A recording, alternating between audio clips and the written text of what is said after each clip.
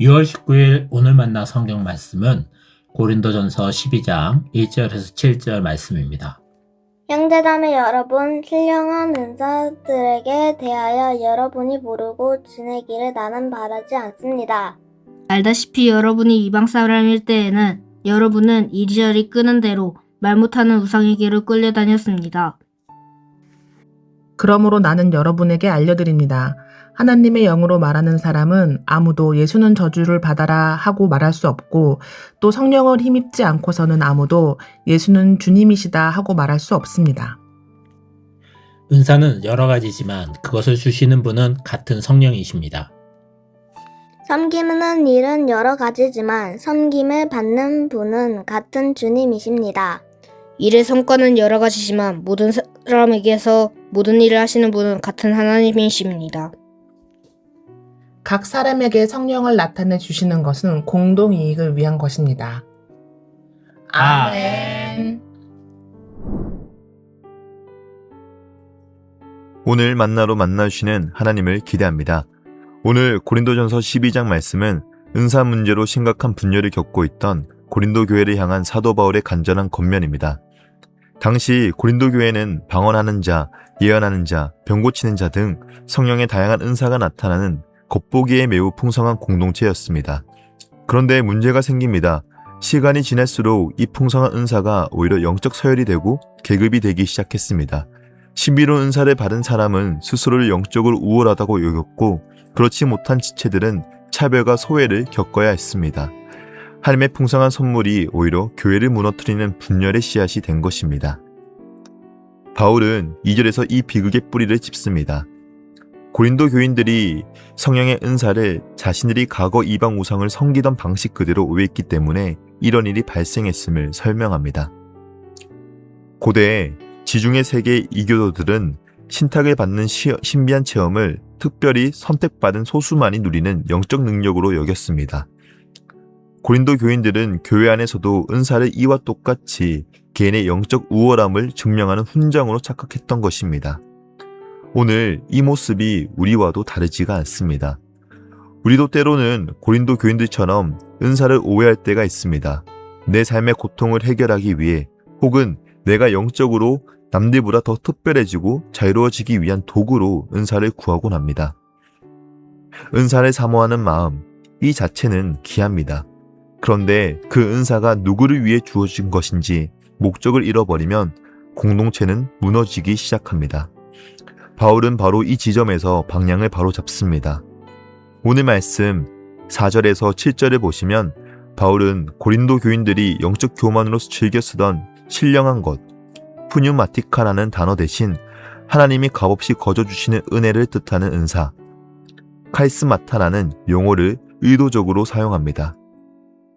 은사는 내 종교적 노력이나 나의 탁월함으로 쟁취한 소유물이 아니라 정적인 하나님의 은혜라는 것을 사도 바울은 말합니다.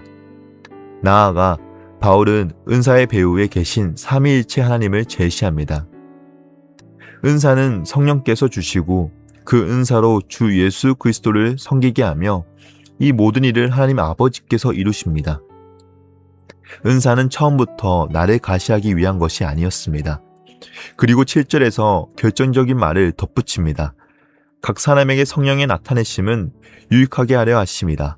여기서 유익은 헬라어로 심페롬입니다. 개인의 유익이 아니라 공동체 전체의 유익, 공동의 선을 뜻하는 말입니다. 은사는 받은 사람을 높이기 위함이 아니라 연약한 지체를 끌어안고 그리스도의 몸된 교회가 건강하게 세워지도록 주신 통로입니다. 그렇다면 오늘 우리가 진정으로 사모해야 할 것은 무엇입니까? 바울은 3절에서 먼저 이렇게 선언합니다. 성령을 힘입지 않고서는 아무도 예수를 주님이라 고백할 수 없다고.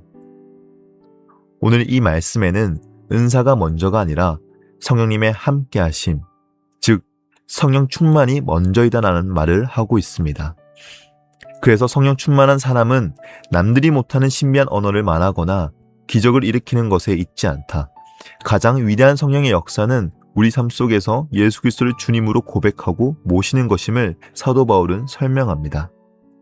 오늘 예수님이 우리의 주님이십니다. 이 고백이 단순한 고백처럼 들릴지 모르나 이 고백이야말로 우리가 하나님의 영 안에 거하고 있다는 가장 확실한 증거입니다. 혹시 눈에 띄는 은사가 없다고 스스로를 작게 여기십니까? 우리는 은사를 못 받은 것이 아닙니다. 은사는 나 한 사람을 완성시키는 도구가 아닙니다.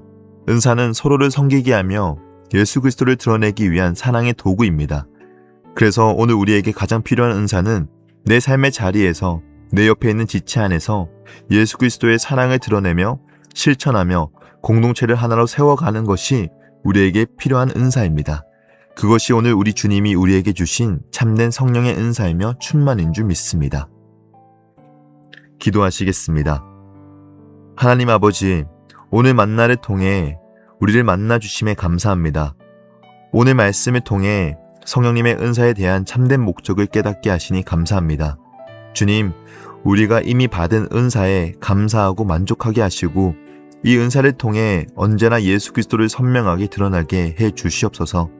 혹여나 그동안 은사를 나의 유익과 나의 뜻대로 해석하고 구하였다면 이 시간 마음을 돌이킵니다. 이제는 나를 비우고 오직 예수를 위해 그리고 교회를 위해 은사를 구하고 사용하는 성도가 되게 하옵소서. 오늘 또 우리에게 들려주신 말씀에 감사합니다. 우리 삶의 자리마다 함께 하신 성령님을 굳게 믿으며 더욱 신실하게 주님과 동행하는 하루가 되게 해 주시옵소서. 이 모든 말씀 사랑이 많으시고 진리이신 예수님의 이름으로 기도드립니다. 아멘. 이제 두 가지 기도 제목으로 함께 기도하겠습니다.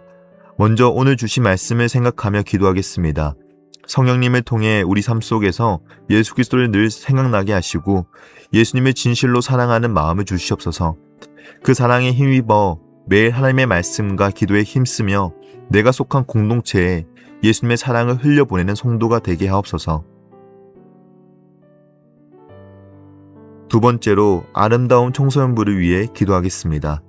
다가오는 7월 청소년부 여름수련회가 열립니다. 이 수련회를 기도로 준비하는 모든 가정 속에 성령님의 충만하심을 부어주시옵소서.